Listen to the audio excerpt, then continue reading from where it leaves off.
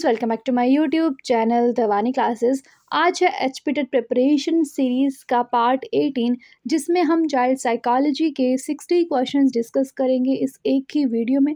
तो ये जो क्वेश्चंस हैं बहुत इंपॉर्टेंट हैं, क्योंकि इनमें से 5 या 6 क्वेश्चंस आपको अपने नेक्स्ट एग्ज़ाम में देखने को मिल सकते हैं। चाहे आप किसी भी सब्जेक्ट के हैं, आपको साइकोलॉजी तो सभी एचपी टेट के एग्ज़ाम में पूछी ही जाएगी। तो आपने वीडियो को एंड तक देखना है एंड वीडियो हेल्पफुल लगेगी तो लाइक शेयर एंड सब्सक्राइब भी करना है। तो शुरू करेंगे पहले क्वेश्चन के साथ।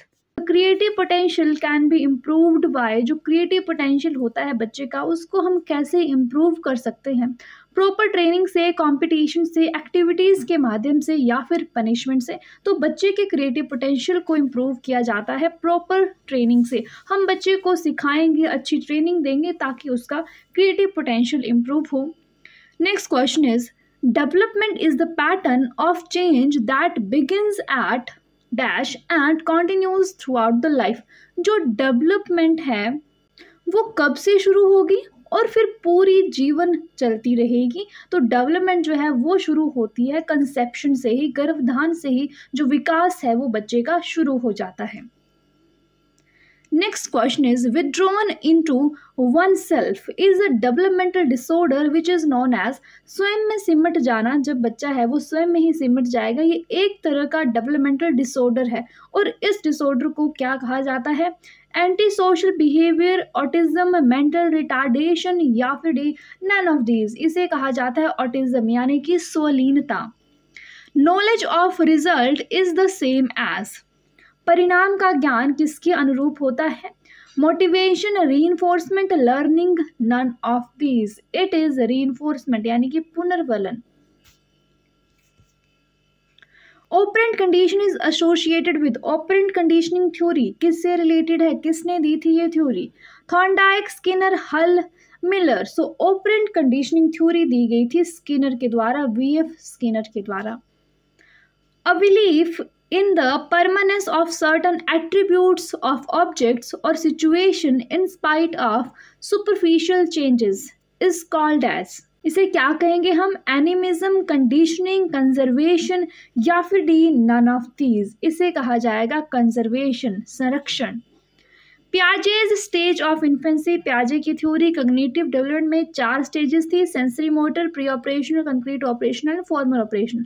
यहाँ पे बात की गई है इन्फेंसी के लिए कौन सा स्टेज था वहाँ पर? सेंसरी मोटर, जो पहला स्टेज था 0 to 2 years के बच्चे के लिए। While running, which part of the brain is mainly responsible for maintaining physical balance? Large brain, cerebellum, thalamus या फिर D medulla oblongata. It is cerebellum. Okay, next one, who work with person who suffer from motivational and emotional problems? Counselling psychologist, clinical psychologist, community psychologist या फिर cognitive psychologist. तो counselling psychologist है जो है वो उन लोगों के साथ काम करेगा जो इमोशनली या फिर मोटिवेशनल प्रॉब्लम से सफ़र कर रहे हैं।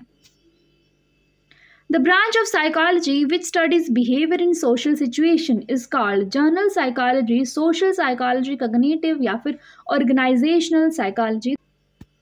तो सोशल साइकोलॉजी ब्रांच है साइकोलॉजी की which studies behaviour in social situations. Systematic observation method is similar to clinical method, interview method, experimental method या फिर dream group method. So it is similar to experimental method. 12, who was the founder of behaviourism यानी कि व्यवहारवाद का संस्थापक किन्हें कहा जाता है? Wundt, James, Thorndike, Watson. Watson is known as the founder of behaviourism. Eysenck was psychologist. Eysenck कहाँ के साइकोलॉजिस्ट थे, कहाँ के मनोवैज्ञानिक थे? American, German, British, none of these. So he was British psychologist. Creative people tend to think in which manner. जो creative लोग होते हैं वो किस ढंग से सोचेंगे? Convergent, divergent, positive, negative.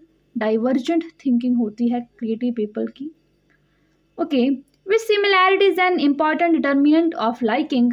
Facial, attitude, physical, all of the work. तो attitude similarity is an important determinant of liking। Next question है हमारा, Howard Gardner's theory of intelligence is known as, Howard Gardner ने कौन सी theory दी थी, उसका क्या नाम था। इंपॉर्टेंट क्वेश्चन है, बहुत बार पूछा जाता है। Theory of primary mental abilities, multiple intelligence, triarchic theory, two factor theory.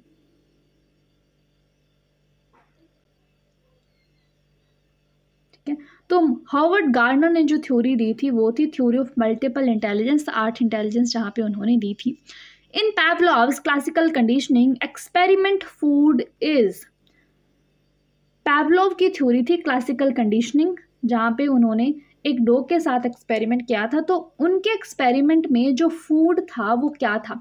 ये क्वेश्चन बहुत बार पूछा गया है, फूड का भी पूछा जाता है, सलाइवा का भी पूछा जाता है। ठीक है, तो फूड क्या था वहाँ पे, कंडीशन स्टिमुलस था, अनकंडीशन था, कंडीशन रिस्पॉन्स था, या फिर अनकंडीशनड रिस्पॉन्स था वहाँ पर food. So the food was unconditioned stimulus.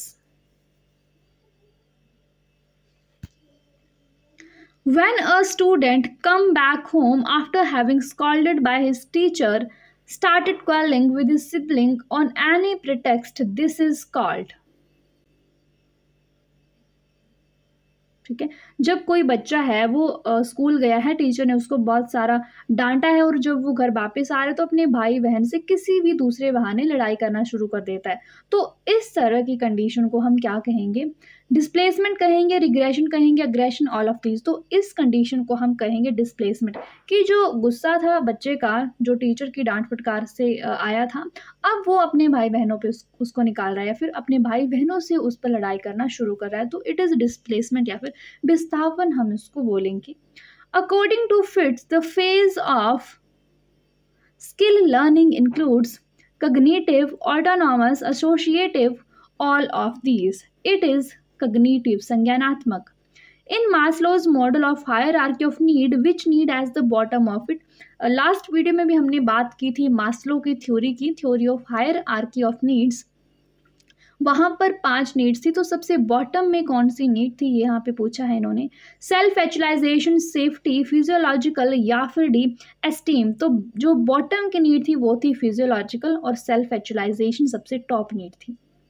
According to social learning theory, man's behaviour is determined by, social learning theory के अनुसार जो इंसान का, व्यक्ति का व्यवहार है वो किसके द्वारा निर्धारित होगा, रिस्पॉन्स, बॉडी, सोशलाइजेशन, या फिर D goals. It is goals, D. Which among the following is और are the sensory channel, vision, hearing, touch, all of these. तो सभी, all of these are sensory channel. Kohler and Koffka believed learning to be a function of trial, imitation, insight, या फिर D practice. It is insight. Okay, of the test refers to the consistency of scores obtained by an individual on the same test on 2 different occasions. हम उस condition को क्या कहेंगे, जब किसी बच्चे ने 2 अलग अलग टाइम पर सेम ही टेस्ट में स्कोर्स जो हैं उसके वो कंसिस्टेंट रहे हैं, उसे हम क्या कहेंगे, reliability, objectivity, validity, none of the above. इस कंडीशन को हम कहेंगे रिलायबिलिटी यानी कि विश्वसनीयता। Which school of psychology was founded by Freud, Freud ने कौन सा स्कूल ऑफ साइकोलॉजी को फाउंड किया था, उसकी स्थापना की थी। Neo behaviourism, psychoanalysis, neo psychoanalysis, none of these. It is psychoanalysis, B. Major source of frustration are environmental factors, personal factors, conflicts, all of these. All of these. Encoding is the process of forgetting, motivating, memory, emotion. Okay, next one. A 13-year-old boy. Next question. A 13-year-old youth does a law-breaking behavior, he will be considered as. 13 साल का बच्चा है, उसने कोई नियम तोड़ने वाला व्यवहार किया है, उसे हम क्या कहेंगे, criminal, juvenile, delinquent, anti social, negative behaviour. इसे हम कहेंगे जुवेनाइल डेलिक्वेंट, बाल अपराध, क्योंकि वो 18 साल से कम है। RB Cattell made a personality test which is known as, RB Cattell ने एक पर्सनैलिटी टेस्ट दिया था, उसको हम क्या कहेंगे, क्या नाम है उस पर्सनैलिटी टेस्ट का? TAT, WAT, 16PF, MPI, it is 16PF test. Attitude is a popular term which is related to heredity, learning, mind, behavior. So attitude is related to learning. Option B.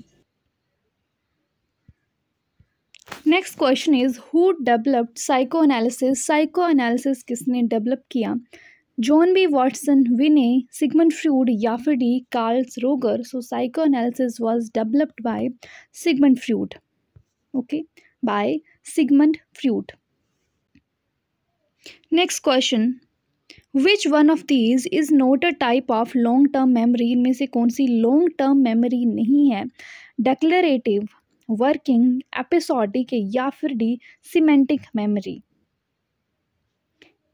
ठीक है, तो working memory जो है वो long term memory नहीं है, बाकी सारी लॉन्ग टर्म मेमोरीज हैं. Who propagated to factor theory of personality? Repeated question है. पर्सनैलिटी की टू फैक्टर थ्योरी किसने दी? एल्पोर्ट, कैटल, स्पीयरमैन या फिर डी आइजैक? तो टू फैक्टर थ्योरी दी है स्पीयरमैन ने, जिसमें दो फैक्टर थे, journal factor and S factor यानी कि specific factor.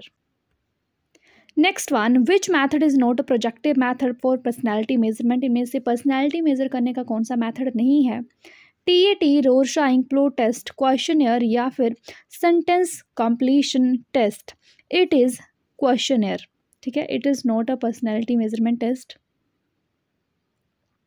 Okay, which one of the following is most essential component of experimental method? Experimental method का कौन सा important component है?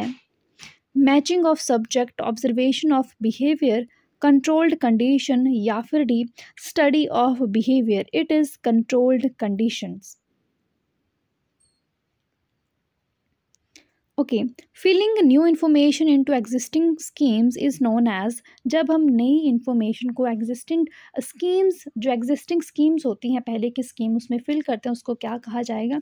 ये है हमारा पियाजे की थ्योरी से इक्विलिब्रेशन, एसिमिलेशन, ऑर्गेनाइजेशन या फिर डी अकोमोडेशन. इस कंडीशन को कहा जाता है assimilation. The condition stimulus in Pavlov's conditioning is, जो पैवलोव की थ्योरी थी, थ्योरी ऑफ क्लासिकल कंडीशनिंग, उसमें कंडीशनड स्टिमुलस क्या था? बेल, फूड, सलाइवा या फिर डी नन ऑफ दीज? तो जिस पर कंडीशनिंग की गई थी वो थी हमारी बेल. ठीक है, ऑप्शन ए. और जो हमारा फूड था वो था unconditioned stimulus. Meaning of gestalt is, ये बहुत बार पूछा गया है, गेस्टाल्ट का क्या मतलब है? As a whole, as a change, as a behaviour, as a machine. तो गेस्टाल्ट मतलब एज अ होल. और गेस्टाल्ट साइकोलॉजिस्ट ने कौन सी थ्योरी दी थी? Insight theory of learning. Next question, who used the word intelligence quotient first? जो IQ शब्द है इसको सबसे पहले किसने यूज़ किया था? टर्मन, हल, एल्पोर्ट या फिर डी स्टर्न? तो जो IQ वर्ड है या फिर IQ जो कॉन्सेप्ट था वो दिया था स्टर्न ने. Option D. ठीक है, और जो IQ टेस्ट था वो दिया था बिने ने, और IQ फॉर्मूला दिया था टर्मन ने. IQ फॉर्मूला क्या था हमारा? Mental as, mental age by chronological age multiply by 100. ठीक है, next one, students of disadvantages groups should be taught along with the normal students. It implies, जो डिसएडवांटेज ग्रुप के बच्चे हैं उनको नॉर्मल बच्चों के साथ पढ़ने दिया जाए. इस तरह की एजुकेशन को क्या कहा जाता है? Special education, integrated education, exclusive education या फिर डी इंक्लूसिव एजुकेशन. इस तरह की शिक्षा को कहा जाता है समावेशी शिक्षा या फिर inclusive education. Which factor is important in human development? Human development में कौन सा जो फैक्टर है, कौन सा कारक जो है वो महत्वपूर्ण है? Heredity, environment, heredity and environment both या फिर नन ऑफ दीज? तो हेरिडिटी और इन्वायरमेंट दोनों ही इंपॉर्टेंट रोल प्ले करते हैं डेवलपमेंट में. ड्राइव थ्योरी, ड्राइव थ्योरी किसने दी थी? और ये किससे रिलेटेड है? Learning, intelligence, motivation, personality. So drive theory related है मोटिवेशन से, और जो ड्राइव थ्योरी थी वो दी थी हल ने, HULL। The capability of understanding and discriminating the feelings and emotion of oneself and others is called practical intelligence, emotional intelligence, spiritual intelligence, या फिर none of these।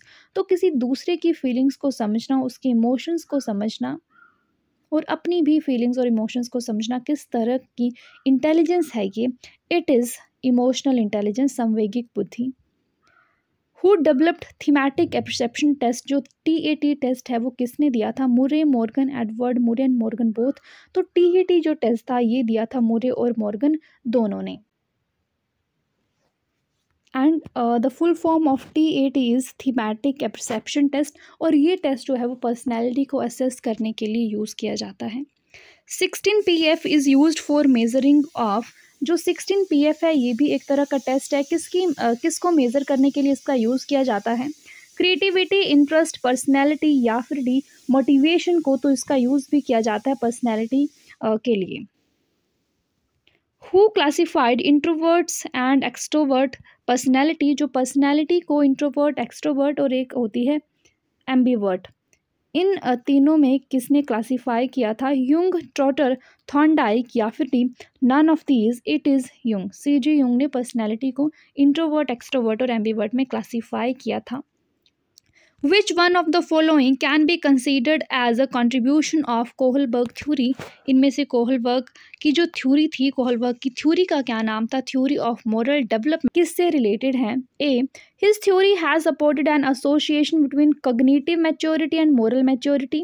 Second, theory has elaborate testing procedure. C, establish a clear relationship between moral reasoning and action. या फिर D, his belief is that children are moral philosopher. So the right answer is A. His theory has supported an association between cognitive maturity और moral maturity. ठीक है, theory of moral development by Kohlberg. Which one of the following is an emotion? इनमें से emotion कौन सा है? Memory, fear, attention, stimulus. So the emotion is fear, यानी कि डर। Which one of these is first phase of creative thinking? creative thinking का पहला जो phase है, पहला जो चरण है वो क्या है? Incubation, illumination, preparation या फिर D none of the above, it is preparation। सबसे पहले preparation करेंगे। Who propounded the theory of trial and error? जो trial and error theory थी वो किसने दी थी? Skinner, Gestalt, Pavlov या फिर D Thorndike। So the trial and error theory given by Thorndike. Option D. Correct formula to calculate IQ, पीछे अभी हमने बात कर ली है IQ को हम कैसे कैलकुलेट करते हैं। Mental age by chronological age multiply by 100. Child's tendency to respond similarly to stimuli that are similar to conditioned stimulus is readiness, acquisition, generalization या फिर D discrimination। It is generalization. Which of the following method help to study children with special needs? Introspection method, interview method, experimental या फिर case study method. It is case study method से हम जो special need के बच्चे होते हैं उनको हम study कर सकते हैं। Okay, pre-judgment usually a negative attitude that is unverified. It is called wrong judgment, negative judgment, prejudice या फिर D none of these. It is known as prejudice यानी कि पूर्वाग्रह। Next one, mental structure that guides social and other cognition is called impression, prejudice, schema या फिर D none of these. It is known as schema. Electra complex was proposed by, Electra complex किसने दिया था? Carl Jung, Skinner, Isaac, all of the above. So it was given by Carl Jung. Which of the following is not a type of psychophysical method of study of educational psychology? A, method of minimal changes और method of limits, method of constant stimuli, method of average और mean error, method of modifying the individual attitude.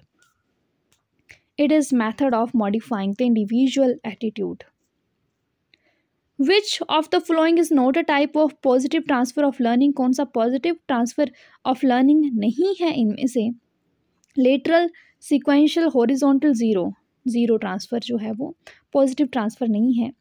Who stated that psychology is the positive science of conduct of living creatures? William McDougall, Francis Galton, Max Wertheimer, William James. It is sir William McDougall, A. Which of the following is not a symptom of good memory? Good memory का symptom कौन सा नहीं है? Rapidity, average retention, accuracy, recall of right material at right time. Average retention जो है वो अच्छी memory का सिम्टम नहीं है। Option B is the right answer. Okay guys, तो इस वीडियो में हमने 60 क्वेश्चंस डिस्कस किए चाइल्ड साइकोलॉजी के। नेक्स्ट वीडियो में और भी इंपॉर्टेंट क्वेश्चंस हम साइकोलॉजी के डिस्कस करेंगे या फिर दूसरी सेक्शंस भी डिस्कस करेंगे। वीडियो हेल्पफुल लगी हो तो प्लीज़ लाइक करना, चैनल को सब्सक्राइब नहीं किया तो do subscribe. Thank you so much for watching. Bye bye, take care.